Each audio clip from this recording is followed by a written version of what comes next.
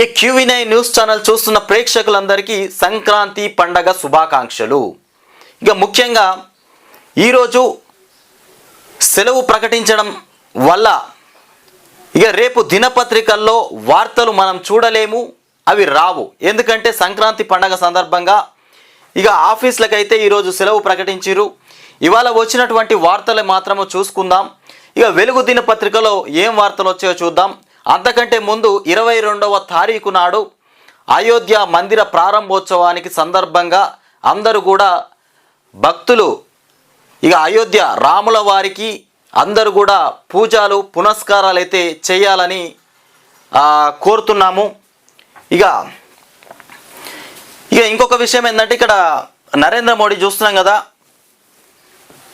ఇక పంచకట్టులో మోదీ అద్భుతంగా ఉన్నాడు. ఇక సంక్రాంతి పండగ ఏక్ భారత్ శ్రేష్ఠ భారత్ జాతీయ స్ఫూర్తిని ప్రతిబింబిస్తుందని ప్రధాని నరేంద్ర మోదీ అన్నారు.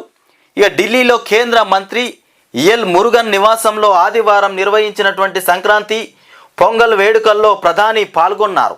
ఈ సందర్భంగా సాంప్రదాయ పంచకట్టులో మోదీ స్పెషల్ అట్రాక్షన్గా నిలిచారు. పండుగ సందర్భంగా కట్టెల పొయ్యి పైన పాయసం వండారు. అనంతరం గోమాతకు సారే సమర్పించి పూజ చేశారు.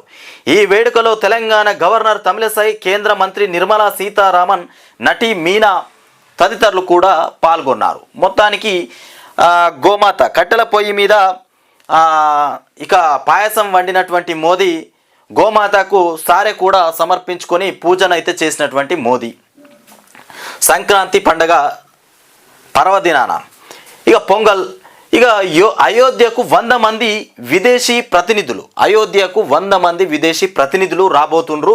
అయోధ్యలో రాముడి ప్రాణప్రతిష్ఠ కార్యక్రమానికి 55 దేశాల నుంచి దాదాపు 100 మంది ప్రముఖులు హాజరు కానున్నారని ఇక world Hindu foundation global chairman Swami Vigyanand ఇక తెలిపినట్టుగా మనం ఇక్కడ చూస్తున్నాం. ఇక మేడారంలో ముందస్తు మొక్కులు. ఇక మేడారం జాతర అంటేనే ఒక అద్భుతమైనటువంటి జాతర.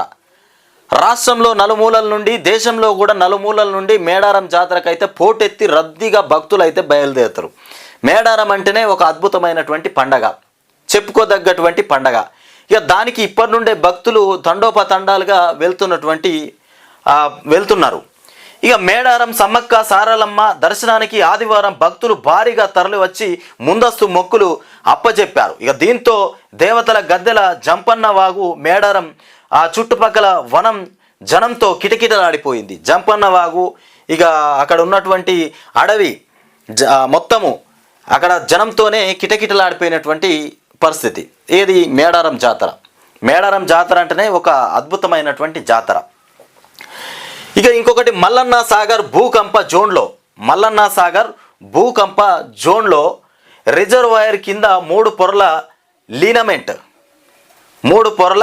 లీనమెంట్ అంటూ సమగ్రంగా స్టడీ చేయాల్సిందేనని అప్పట్లో చెప్పిన NGRI ఇక పట్టించుకోకుండా నిర్మాణం మొదలుపెట్టిన గత BRS సర్కారు 95% నిర్మించిన తర్వాత టెక్నికల్ కమిటీ ఏర్పాటు. ఇక కాగ్ డ్రాఫ్ట్ రిపోర్టులో విస్తుపోయే నిజాలు. మొత్తానికి మల్లన్న సాగర్ భూకంప జోన్లో మల్లన్న సాగర్ కట్టిరు కదా, అక్కడ భూకంపం వచ్చినటువంటి పరిస్థితి. ఆ జోన్లో కొన్ని కదలికలు జరిగినాయి. అంటే ఆ జోన్లో కట్టడానికంటే ముందే వాటిని క్షుణ్ణంగా పరిశీలించకుండానే అట్లనే మల్లన్న సాగర్ ప్రాజెక్టు అదే ప్లేస్లో కట్టడం జరిగింది. దానివల్ల ఏమైనా ఒడిదొడుకులు ఏర్పడ్డాయా అనేది అయితే చూడాలి. ఈ కాళేశ్వరం ప్రాజెక్టులో భారీ రిజర్వాయర్ అయినటువంటి కొమరవెల్లి మల్లన్న సాగర్ భూకంప ప్రభావిత ప్రాంతంలో ఉందని, భవిష్యత్తులో దాంతో భారీ ప్రాణ ఆస్తి నష్టం వాటిల్లే ప్రమాదం ఉందని ఇక comptroller and editor general CAG draft report హెచ్చరించింది. 50 TMCల భారీ సామర్థ్యంతో మల్లన్న సాగర్ నిర్మించిన గత BRS ప్రభుత్వం దానికి ముందు భూకంప ప్రభావాన్ని గుర్తించేందుకు కనీసం స్టడీ చేయలేదని తేల్చి చెప్పింది.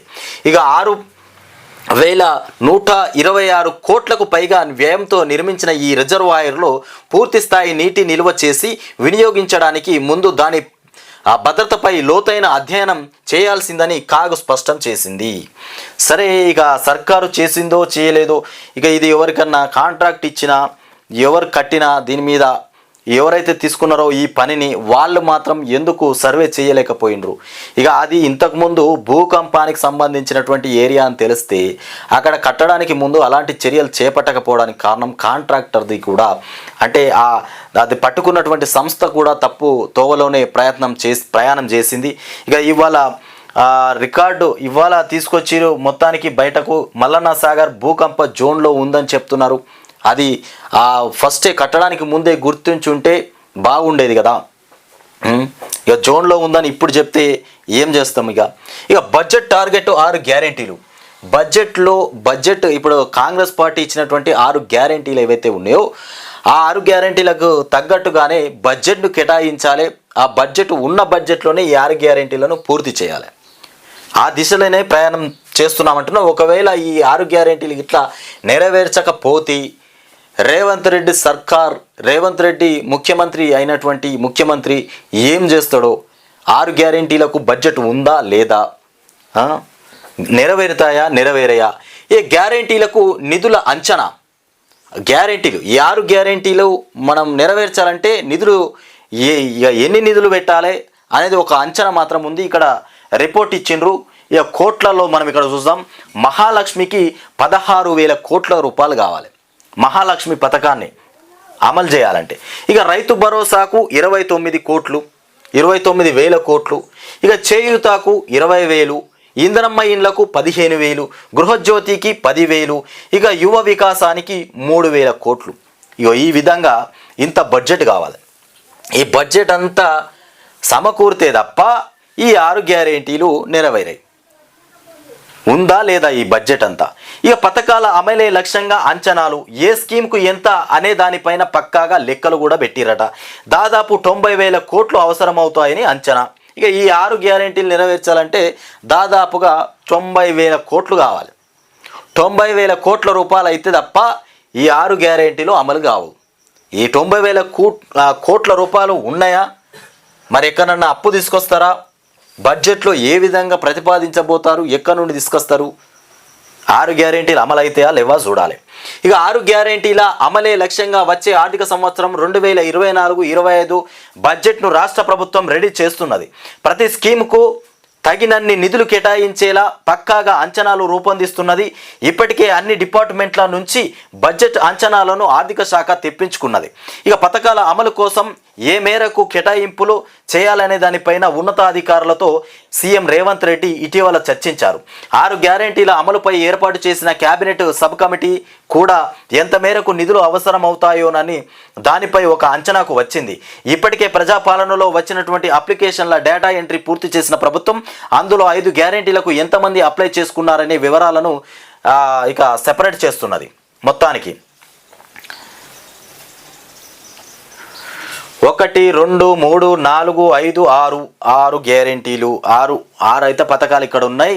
ఈ గ్యారెంటీలల్లా మనం చూసినాం కదా. ఇక వీటిని బడ్జెట్ను అంచనా వేసుకొని మాత్రమే ఈ పథకాలను అమలు చేయాలి. ఇక ఇక్కడ బీజేపీ ఆర్ఎస్ఎస్ పని విద్వేషాలు రెచ్చగొట్టుడే. ఇక బీజేపీది ఆర్ఎస్ఎస్ పని మొత్తము ఈ 2 పార్టీలు కూడా విద్వేషాలను రెచ్చగొట్టేటువంటి పనే పెట్టుకుంటాయట ఈ 2 పార్టీలు. రాహుల్ గాంధీ కాంగ్రెస్ పార్టీ వాళ్ళు చెప్తుండ్రు. ఇక కాంగ్రెస్ అగ్రనేత రాహుల్ గాంధీ ఫైర్ అవుతాడు. ఇక మణిపూర్కు మోదీ రాకపోవడం సిగ్గుచేటు. ప్రజలు కష్టాల్లో ఉంటే ఆయనకు పట్టదా? ఇక ఈ రాష్ట్రం భారత్లో భాగం కాదని బీజేపీ ఆర్ఎస్ఎస్ భావిస్తున్నాయేమో. మణిపూర్కు మోదీ రాకపోవడం సిగ్గుచేటంట. ఇక రాహుల్ గాంధీ ఏ పదవి లేకుండా ఏ స్థానంలో లేనటువంటి రాహుల్ గాంధీ తిరుగుతూనే ఉంటాడు. ఇప్పుడు అన్ని రాష్ట్రాలు తిరుగుతాడు, అన్ని చోట్ల కూడా ఇలాంటి మాటలే మాట్లాడుతూ ఉంటాడు. నువ్వు ఆ స్థానంలో మోదీ స్థానంలో నువ్వు కూడా ప్రధాని అయి ఉంటే నీకు తెలిసేది పని ఎట్లుండేది అనేది కదా. అధికారంలో ఉన్న వాళ్ళకి తెలుస్తుంది ఎక్కడికి పోవాలి, ఎప్పుడు పోవాలి, ఏ పని చేయాలి. పక్కనుండేసి మాట్లాడమంటే మస్తుగా మాట్లాడవచ్చు. ఈ రాహుల్ గాంధీ మాట్లాడుతున్న మాటలు ఇవి. ఏ రాష్ట్రం భారత్లో భాగం కాదని బీజేపీ ఆర్ఎస్ఎస్ భావిస్తున్నాయేమో. ఇక బీజేపీ రాజకీయాలకు మణిపూర్ చాలా కోల్పోయిందట. ఇక శాంతి సామరస్యాలను తిరిగి తీసుకొస్తామని హామీ. ఇక మణిపూర్ నుంచి భారత్ జోడో న్యాయ యాత్ర షురు. యాత్రలో పాల్గొన్న సీఎం రేవంత్, ఇక సీతక్క, వివేక్, షర్మిల, ఇక వీళ్ళంతా మణిపూర్ యాత్రలో ఇక మన రేవంత్, సీతక్క, వివేక్, షర్మిల ఇక వీళ్ళంతా పోయిరట అక్కడికి. ఆడ రాహుల్తోని యాత్ర కొనసాగిస్తారు. ఇక రాష్ట్రం విడిచిపెట్టి ఆడ ఏరిరు మళ్ళీ మణిపూర్లో. ఇక తెలంగాణ రాష్ట్రం ఎన్న పోని రేవంత్ రెడ్డికి పోయిండు అక్కడికి. ఇక ఓట్లు అడిగేందుకే వస్తారు ఖర్గే. ఇక మణిపూర్ ప్రజల ఓట్లను అడిగేందుకే ప్రధాని మోదీ వస్తారని, రాష్ట్ర ప్రజల బాధను పట్టించుకోవడానికి మాత్రం రారని ఇక ఏఐసిసి చీఫ్ మల్లికార్జున ఖర్గే అన్నారు. సముద్రంలో ఈత కొట్టేందుకు మోదీకి టైం ఉంటుంది, కానీ మణిపూర్కు వచ్చేందుకు ఉండదని విమర్శించారు. మతాన్ని రాజకీయాలను కలిపి ప్రజలను బీజేపీ రెచ్చగొడుతుందని ఇక ఫైర్ అయ్యారు. సామాజిక న్యాయ, లౌకికవాదం, సమానత్వానికి కాంగ్రెస్ అండగా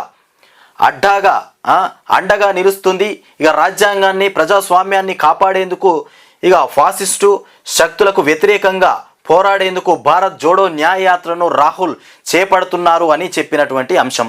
ఇక మణిపూర్ మహిళతో రాహుల్, ఇక్కడ మనం చూస్తున్నాం మణిపూర్ మహిళతోని రాహుల్ ఉన్నటువంటి విజువల్స్ అయితే మనం చూస్తున్నాం. రాహుల్ గాంధీ ఏకంగా కాంగ్రెస్, మన బీజేపీ ఏదైతే అయోధ్య ఉందో అయోధ్య పైన అనేకమైనటువంటి వ్యతిరేకమైనటువంటి మాటలు అయితే మాట్లాడుతుండు. ఇక ఈ దైవానికి సంబంధించి, దేవుడికి సంబంధించి దాన్ని రాజకీయంలోకి తీసుకురావడం కరెక్ట్ కాదు. మోదీ ఆయన ఆధీనంలో అయోధ్యను నిర్మించి దాన్ని ప్రారంభం చేస్తున్నటువంటి మోదీకి వ్యతిరేకంగా రాహుల్ ఇలాంటి ప్రసంగాలు, నినాదాలు చేయడం కరెక్ట్ కాదు. అసలు రాజకీయానికి ఈ దైవభక్తికి సంబంధం లేనటువంటి ఒక సంబంధాన్ని తీసుకొస్తున్నటువంటి రాహుల్, వాటికి వీటికి పొంతనే లేదు. అలాంటిది నువ్వు అయోధ్య గురించి మాట్లాడుతున్నావు తప్పుగా.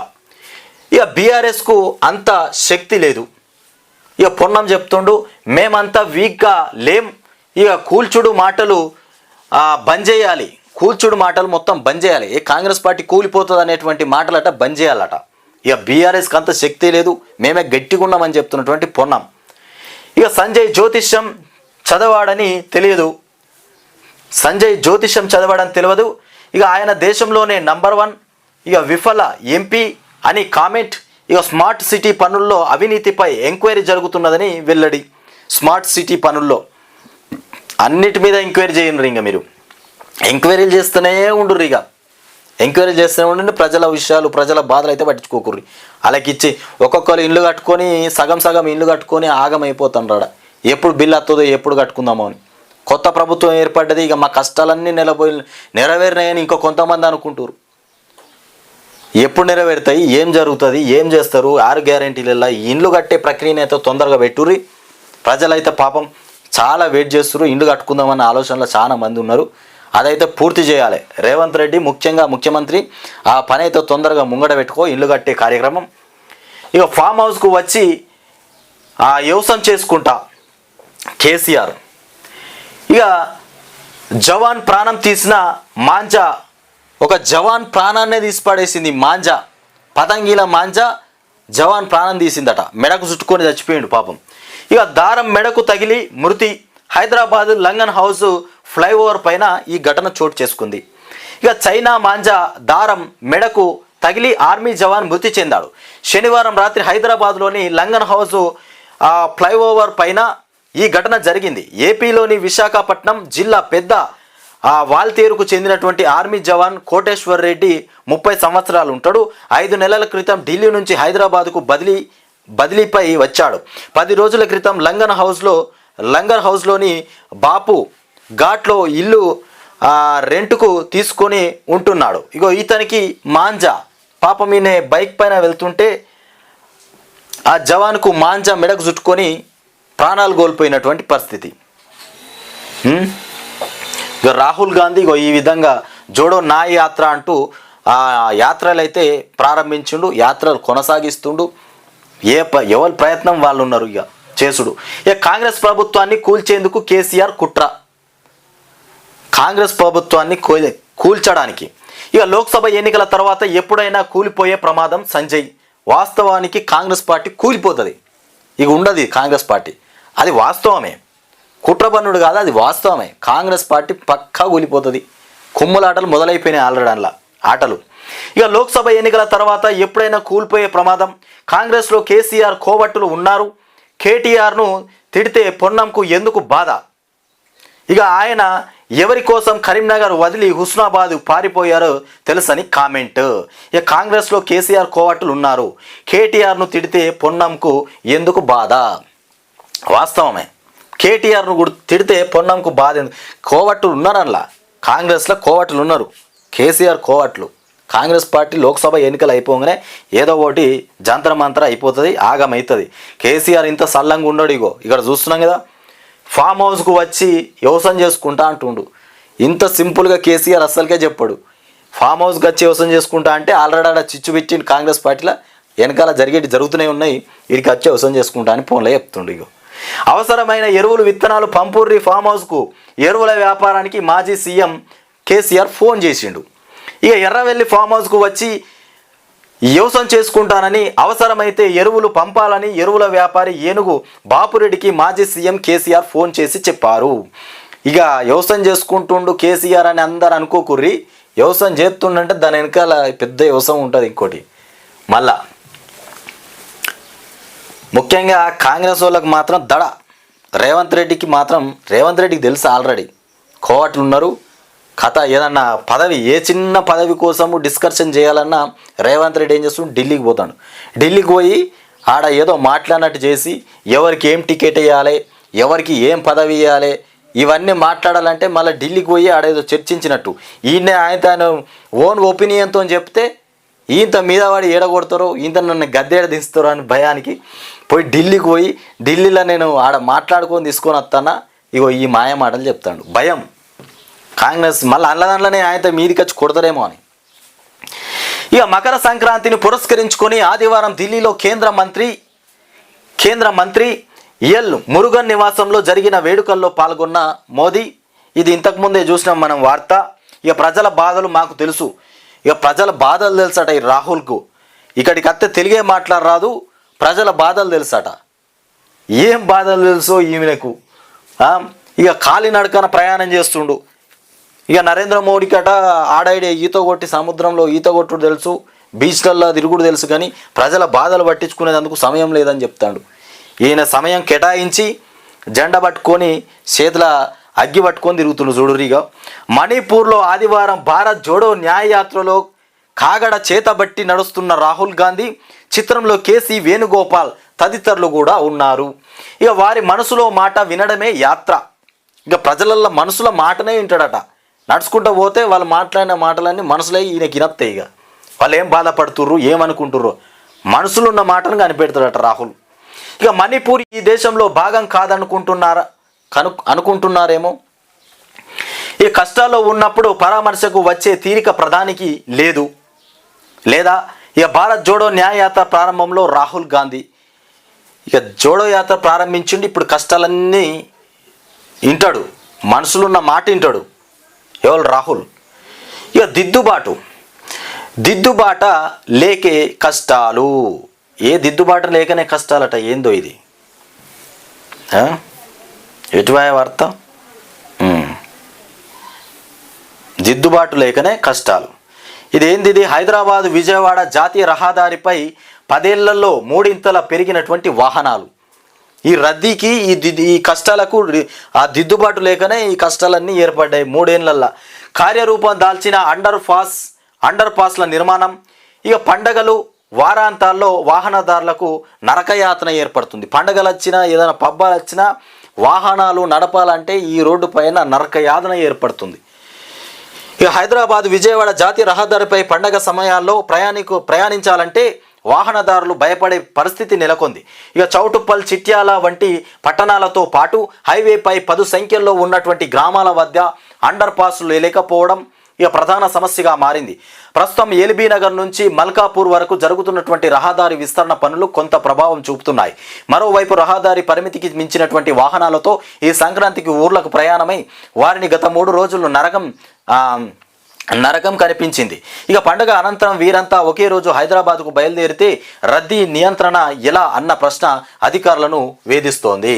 మళ్ళీ పండుగ అయిపోగానే మళ్ళీ వాహనాలన్నీ మళ్ళీ పట్టణానికి మళ్ళీ వస్తూనే ఉంటాయి, మళ్ళీ రద్దీ ఏర్పడుతుంది. ఈ రద్దీని ఎలా కంట్రోల్ చేయాలనో అర్థం కానటువంటి పరిస్థితి ఏర్పడుతుంది. ఇక చౌటుప్పల్లో అండర్ పాస్ లేక డివైడర్ పైనుంచి అండర్ పాస్ లేక అంటే వెళ్ళడానికి అండర్ పాస్ లేక ఇక డివైడర్ పైనుంచి ప్రమాదకరంగా దాటుతున్నటువంటి పాదచారులు. ఈ రకంగా ఇక పని పూర్తి కాలే తాగమాగం ఉన్నటువంటి కథ. ఇక భారీ పెట్టుబడులే లక్ష్యం. ఇక మళ్ళా రేవంత్ రెడ్డి సర్కార్ భారీ పెట్టుబడులే లక్ష్యమట. పెట్టుబడులు భారీగా పెట్టి రాష్ట్రంలో అద్భుతమైనటువంటి పారిశ్రమలకు మేము సహకరిస్తాం, తోడుంటాం, మేము ఖజానా నింపుకుంటాం. ఇగో ఈ మాటలు అన్నట్టు ఇవన్నీ. నేటి నుంచి 19 వరకు సీఎం దావోస్ పర్యటన. 70 మందికి పైగా పారిశ్రామిక దిగ్గజాలతో భేటీ అయ్యే అవకాశం. ఇక ప్రపంచ ఆర్థిక వేదిక ప్రసంగించనున్న రేవంత్ 70 మందికి పైగా పారిశ్రామిక దిగ్గజాలతో భేటీ అవుతారట. పరిశ్రమలు నెలకొల్పడానికి రాష్ట్రంలో ఇక్కడ పర్యావరణ కాలుష్యం కావచ్చు, లేకపోతే అందరికీ ఇక ఉద్యోగాలు అందిస్తా అంటాడు. ఈ పరిశ్రమలు వస్తే మరి బాధలు పెరుగుతాయా, కాలుష్యం పెరుగుతుందా, ఉన్న భూమి అయిపోతుందా, పేదలకు పంచాల్సినటువంటి భూమి, ప్లేసు, స్థలం ఇదంతా పారిశ్రమలకే అప్పచెప్తాడా, ఏం జరుగుతుందో చూద్దాం. ఇక కాంగ్రెస్ సర్కారును కూల్చేందుకు కేసీఆర్ కుట్ర. ఇక భాజపా జాతీయ ప్రధాన కార్యదర్శి బండి సంజయ్ ఆరోపణ. ఇక మా ఎమ్మెల్యేలను ముట్టుకునే ధైర్యం ఎవరికీ లేదు పొన్నని చెప్తుండు. ఇక కాంగ్రెస్ భాజపా మళ్ళీ కలిసి పనిచేయబోతున్నాయి. బారాస కార్యనిర్వాహక అధ్యక్షుడు కేటీఆర్ ఒకరి మీద ఒకరు కాంగ్రెస్ బీజేపీ ఒక్కటని, బీజేపీ బీఆర్ఎస్ ఒక్కటని, ఇగో ఇట్లా ఈ పార్టీ ఆ పార్టీ ఆ పార్టీ ఈ పార్టీ అని ఒకరి మీద రెండు ఒకటే అని చెప్పుకోవడం. ఇలా చూస్తున్నాం కదా మనం. కాంగ్రెస్ భాజపా మళ్ళీ కలిసి పనిచేస్తాయని కేటీఆర్ చెప్తాడు. ఇక్కడనేమో కాంగ్రెస్లో మొత్తం కోవట్లున్నారు, కేసీఆర్ కోవట్లున్నారని బండి సంజయ్ చెప్తాడు. ఇక జనాలాగం కావాలి ఇక్కడ. ప్రజలు ఎవరిని నమ్మకావాలనో అర్థమైతలేదు. ఇక తుది దశలో ఫాస్ట్ స్టాఫ్ నర్సుల భర్తీ ప్రక్రియ తుది దశలో. ఇక ఎంపికైనటువంటి వారికి 10 రోజుల్లో నియామక ఉత్తర్వులు. తుది దశలో ఎంపికైనటువంటి వాళ్ళను 10 రోజులలో నియమించేటువంటి ఉత్తర్వులు అయితే జారీ చేస్తున్నారు, నియామక ఉత్తర్వులు. ఇక నేటితో ముగియనున్న తుది జాబితా అభ్యంతరాల నమోదు. రాష్ట్రంలో స్టాఫ్ నర్సు పోస్టుల నియామక ప్రక్రియ తుది దశకు చేరుకుంది. తుది మెరిట్ జాబితా విడుదల చేసి అభ్యర్థులను 2-3 రోజుల్లో ఖరారు చేయనున్నారు. 2022 డిసెంబర్ 30న నోటిఫికేషన్ ద్వారా ఈ నియామక ప్రక్రియ ప్రారంభమైంది. ఎంపికైనటువంటి వారికి 10 రోజుల్లోని నియామక ఉత్తర్వులు ఇచ్చేందుకు రాష్ట్ర వైద్య ఆరోగ్య శాఖ సిద్ధమైంది. దీంతో ఇక బోధనాసుపత్రులతో పాటు వైద్య విధాన పరిషత్ తదితర ఆసుపత్రుల్లో 7,031 మంది స్టాఫ్ నర్సులు అందుబాటులోకి రానున్నారు. దీనికి తోడు రాష్ట్రంలోని బీసీ, ఎస్టీ, మైనార్టీ, సాంఘిక సంక్షేమ గురుకులాల్లో సుమారు 500 మంది రెగ్యులర్ కూడా కానున్నట్టుగా మనం చూస్తున్నాం. ఇది ఈనాడు దినపత్రికలో వచ్చినటువంటి వార్త. ఇంకా సాక్షిలో కూడా చూద్దాం. సాక్షి మెయిన్ పేపర్లో ఏమొచ్చినాయో. మొత్తానికి ఇక ప్రజల సంక్రాంతి పండగ శుభాకాంక్షలు అంటూ ఇక్కడ సోమవారం ఇక పాఠకులు, ఏజెంట్ల, ప్రకటనకర్తలు, శ్రేయోభిలాషులకు సాక్షి వాళ్ళు సంక్రాంతి శుభాకాంక్షలు అయితే తెలియజేస్తున్నారు. ఇక ఎమ్మెల్సీలు సస్పెన్స్. కాంగ్రెస్ పార్టీలో ఎమ్మెల్సీలకు సంబంధించి పేర్లు కేటాయించడానికి ఢిల్లీకి వెళ్ళి ఢిల్లీ నుండి తీసుకొచ్చినటువంటి పేర్లు. ఇక గవర్నర్ కోటాలో ఉన్నటువంటి ఎమ్మెల్సీ, ఇక ఇవన్నీ కొంచెం సస్పెన్స్లో ఉన్నాయి. ఎవరు పేర్లు ప్రకటించబోతారు, ఎవరు ఎమ్మెల్సీకి పోటీ చేయబోతున్నారనేది సస్పెన్స్గా మిగిలిపోయింది. ఇక ఎమ్మెల్యే కోటాపై కాంగ్రెస్లో కొనసాగుతున్నటువంటి తర్జన భర్జన. ఇక ఎమ్మెల్యేలు గవర్నర్ కోటాల్లో 2 చొప్పున, ఇతర కోటాల్లో మరో 2 సీట్లు. ఇక ఢిల్లీ వేదికగా 2 రోజులుగా భేటీలు, చర్చలు, ఓ కొలిక్కి వచ్చిన బయటకి రానటువంటి పేర్లు. ఇక తొలుత ఎమ్మెల్యే కోటా పేర్ల ప్రకటనకు ఛాన్స్ ఉంది. తొలుత ఎమ్మెల్యే కోటాకు సంబంధించినటువంటి పేర్లను ప్రకటిస్తారట ముందుగా. ఇక అద్దంకి దయాకర్, మహేష్ గౌడ్లకు ఖరారయ్యేటువంటి అవకాశం ఉంది. ఇక షబ్బీర్ అలీ అభ్యర్థిత్వంపై ఉత్కంఠ. నేడు లేదా రేపు ప్రకటించే అవకాశం. ఇక గవర్నర్ కోటాలోనూ పలువురి పేర్లపైన చర్చ. కోదండరాం విషయంలో రాని స్పష్టత. ఇక కొత్తగా రేసులోకి జాహేద్ అలీ ఖాన్ పేరు కూడా రాబోతుంది. ఇక లేదంటే ఆయన కుమారుడు అమీర్ అలీ ఖాన్ పేరు కూడా వినబడుతుంది. ఇక పాలమూరు స్థానిక సంస్థల కోటాలో చిన్నారెడ్డి, ఇక నల్లగొండ గ్రాడ్యుయేట్స్కు తీన్మార్ మల్లన్న. ఇక నామినేటెడ్ పదవులకు లైన్ క్లియర్ అయిపోయింది. తొలి విడతలో 9 లేదా 18 మందికి అవకాశం. ఏది నామినేటెడ్ పదవులు. ముందుగా ఈ కాంగ్రెస్ పార్టీలో మొన్నటి నుండి నామినేటెడ్ పదవులు ఎవరికిస్తారో ఇలాంటి కుమ్ములాటలు అయితే మొదలైపోయినాయి. మొత్తానికి లైన్ క్లియర్ అయిపోయింది. మొదటి ప్రాధాన్యతలో 9 నుండి 18 మందికి నామినేటెడ్ పదవులు కట్టబెట్టబోతున్నారు. అది ఎవరికి అనేది అయితే చూడాలి. ఆల్రెడీ డిక్లేర్ అయిపోయింది. ఇక వాళ్ళ పేర్లు కూడా ఖరారు చేస్తారు. ఇక అనుబంధ సంఘాల నేతలు బల్మూరి వెంకట్, ఇక శివసేనారెడ్డి, ఇక ప్రీతం మెట్టు సాయిలకు ఛాన్స్ ఉంది. ఈ నెల 20 తర్వాత కార్పొరేషన్ పదవుల జాబితా కూడా విడుదల చేసేలా కసరత్తు చేపడుతున్నారు. ఈ నెల జనవరి ఫిబ్రవరి ఈ నెల 20 తర్వాత కార్పొరేషన్ పదవుల ఏర్పాటు కూడా చేయబోతురు. వాళ్ళ పేర్లు కూడా ప్రకటించబోతుర్రు. ఇక భారీ పెట్టుబడులే లక్ష్యం. నేటి నుంచి సీఎం రేవంత్ బృందం దావోస్ పర్యటన. ఇక ఇది ఈ విధంగా ఉంది వార్త. మొత్తానికి ఇక్కడ మోదీ మనం చూస్తున్నాంగా చిత్రంలో మకర సంక్రాంతిని పురస్కరించుకొని ఆదివారం ఢిల్లీలోని తన అధికారిక నివాసంలో ఆవులకు గడ్డి తినిపిస్తున్నటువంటి ప్రధాని మోదీ. ఇగో చక్కగా వాటిని ప్రేమతో ఆవులను పట్టుకొని గడ్డి తినిపిస్తున్నటువంటి మోదీ. ఎంత ఓపికతోని ఒక దేశానికి ప్రధాని అయిపోయినటువంటి ఆ మోదీ, ఆయన మైండ్లో ఎన్ని విషయాలు దాగుండాలి. అంతే ఇతరత్ర దేశాల నుండి యుద్ధాలను సైతం యుద్ధాలను సైతం ఎదుర్కొని దేశాన్ని రక్షించేటువంటి ఆ మోదీకి అంత ఫ్రీగా ఆ రోజు ఆ ఆవులకు ఈ రకంగా మేత పెట్టడం, అంత నిర్మలమైనటువంటి మనస్సుతోని నిశ్శబ్దంగా ఉండి ఆ రకంగా ఉండడం అనేది చాలా గొప్ప విషయమే. మన ఇంట్లో చిన్నగా ఒక ఇల్లును సవరించాలంటేనే మైండ్లో ఎంతో ప్రెషర్ పెట్టుకొని ఆగమైపోతాం. ఏదో మన కొంపలు అంటకపోయినట్టు, మన జీవితాలు ఏదో ఆగమైపోయినట్టు, మైండ్లో నెత్తి మీద ఏదో తలభారం ఉన్నట్టు. అలాంటిది దేశాన్ని పరిపాలించేటువంటి మోదీ ఎంత హ్యాపీగా సైలెన్స్గా ఆవులతోని ఎంత మంచిగా ఉన్నాడో చూడురి. న్యాయయాత్ర, అన్యాయాన్ని ప్రశ్నించేందుకే భారత్ జోడో న్యాయయాత్ర అంటూ రాహుల్ బయలుదేరిండు. ఇక అన్యాయాన్ని మొత్తం ప్రశ్నిస్తాడట, ఎక్కడ అన్యాయం ఉంటే అక్కడ.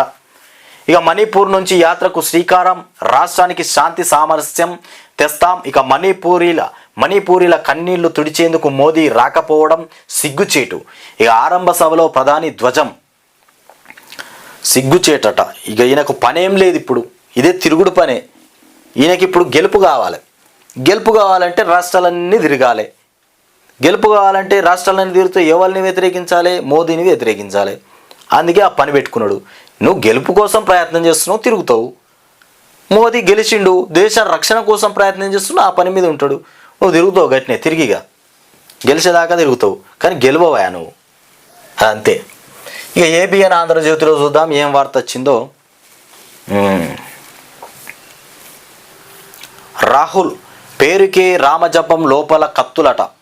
ఇక ఇవి మాట్లాడుతుండే. ఇక ఇక్కడ చూస్తున్నాం కదా, కాంగ్రెస్కు మిలింద్ దేవర గుడ్ బై చెప్పిండు. కాంగ్రెస్ పార్టీకి గుడ్ బై చెప్పి పారేసిండు. ఇక దాంతో అంతమైతే కాంగ్రెస్ పార్టీకి గుడ్ బై చెప్పిండట. ఇక కాంగ్రెస్కి పోయిండు ఆయన. ఇక షిండే నేతృత్వంలోని శివసేనలో చేరిక అభివృద్ధి పథంలో నడిచేందుకేనని వెల్లడి. కాంగ్రెస్ పార్టీకి గుడ్ బై. ఇక ముంబై 14 సార్వత్రిక ఎన్నికలకు ముందు మహారాష్ట్రలో కాంగ్రెస్ పార్టీలో కీలక నేతగా ఉన్నటువంటి కేంద్ర మాజీ మంత్రి మిలింద్ దేవరా 47 సంవత్సరాలు ఉంటాడు. ఆ పార్టీకి గుడ్ బై. ఇక మంత్రి ఏక్నాథ్ షిండే నేతృత్వంలోని శివసేనలో చేరిపోయారు. ఇక అభివృద్ధి పథంలో నడిచేందుకే తాను కాంగ్రెస్ను విడిచినట్టు దేవరా చెప్పారు. ఇక అభివృద్ధి పథంలో ఈడనేమో ఏకంగా మేము దేశంలో ఎక్కడ కూడా ఎలాంటి అన్యాయాలను అరికట్టడానికి రాహుల్ గాంధీ నేను ముందుకొస్తున్నాం. నరేంద్ర మోదీ చేసినటువంటి కుట్రలు కావచ్చు, అంటే నరేంద్ర మోదీ చేసినటువంటి ప్రజల బాధలను తెలుసుకుంటలేడు, బయటకు వస్తలేడు, ప్రజల దగ్గరికి పోతలేడు. మేము అందుకే జోడో యాత్రలు, న్యాయ యాత్రలు చేపడుతున్నామని చెప్పినటువంటి రాహుల్కు ఇగో ఇక్కడ మిలింద్ దేవరా గుడ్ బై.